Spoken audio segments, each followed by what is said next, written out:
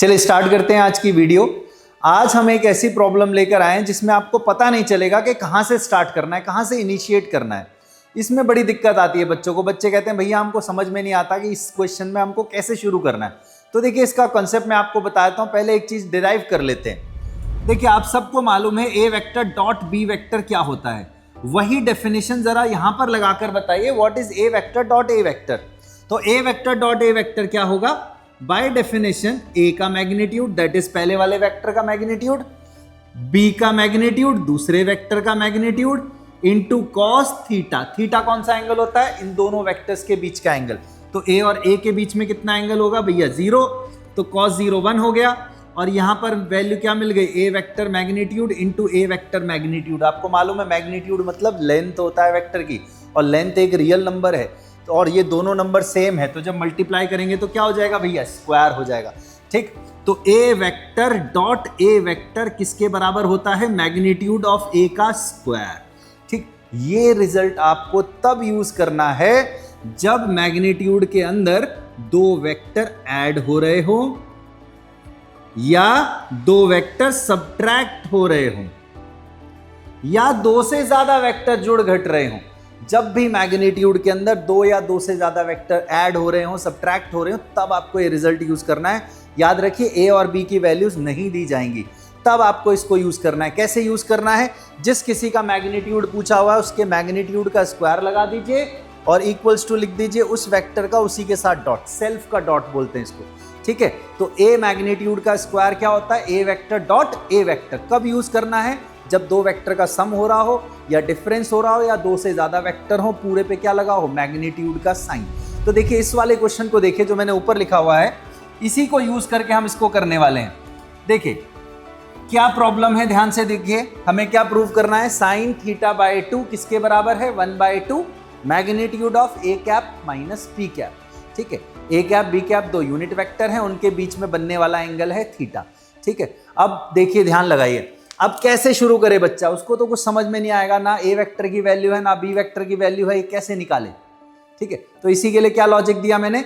जब दो वेक्टर का एडिशन हो रहा हो या सब्ट्रैक्शन हो रहा हो, पूरे पे क्या लग रहा हो? मैग्नीट्यूड। तो आपको क्या यूज करना है?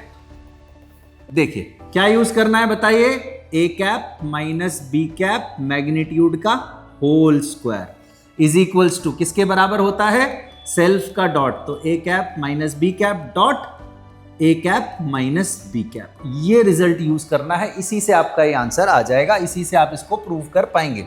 तो चलिए स्टार्ट करते हैं। क्या बनेगा? ए डॉट ए, आराम से डॉट प्रोडक्ट करिए। फिर क्या बनेगा? A dot B. इसको क्या बोलते हैं? इसको क्या बोलते हैं? इसको डिस्ट्रीब्यूटिव लॉ कहते हैं। डॉट प्रोडक्ट और क्रॉस प्रोडक्ट दोनों ही डिस्ट्रीब्यूट करते हैं प्लस और माइनस के साइन के ऊपर। तो वही मैं यूज कर रहा हूं, B dot A and minus minus plus B dot B.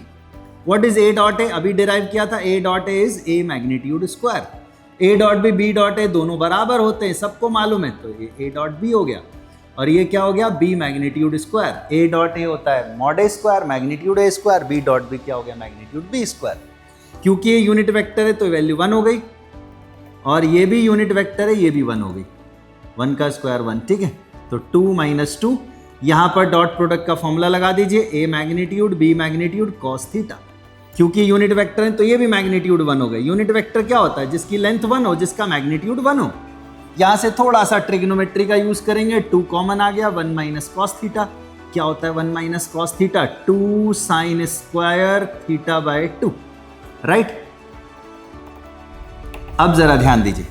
देखिए स्क्वायर है, अगर मैं स्क्वायर को हटाऊंगा तो प्लस माइनस का साइन आएगा, मगर थोड़ा ध्यान लगाते हैं। थीटा क्या है? Angle between two vectors. तो दो वेक्टर्स के बीच का जो भी एंगल होगा 0 से पाई के बीच में ही होगा।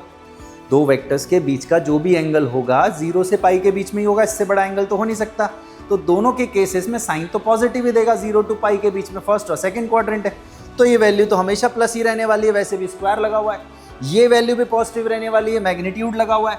तो भैया जब मैं स्क्वायर हटाऊंगा तो प्लस माइनस की जगह सिर्फ प्लस का ही साइन आएगा, क्योंकि वैल्यू ऑलरेडी पॉजिटिव है। तो साइन थीटा बाई 2 की वैल्यू कितनी आ गई? 1/2 ए मैग्नीट्यूड माइनस बी मैग्नीट्यूड। ये लेंथ है, ये पॉजिटिव है, ये भी पॉजिटिव है, तो भाई प्लस माइनस नहीं आएगा, प्लस का ही साइन आएगा। क्लियर हो गई बात? तो देखिए इस तरीके से आप प्रूव कर पाएंगे। याद रखिएगा, जब कभी भी दो वेक्टर के बीच में प्लस या माइनस का साइन हो, पूरे का मैग्नीट्यूड हो, तो कैसे वैल्यू निकाली जाती है, A vector magnitude square equals to A dot A. इसी को यूज करना है। कैसे पता चलेगा मैंने आपको बता दिया। चलिए मिलते हैं आपसे नेक्स्ट वीडियो में। मेरा नाम है दीपक मलिक।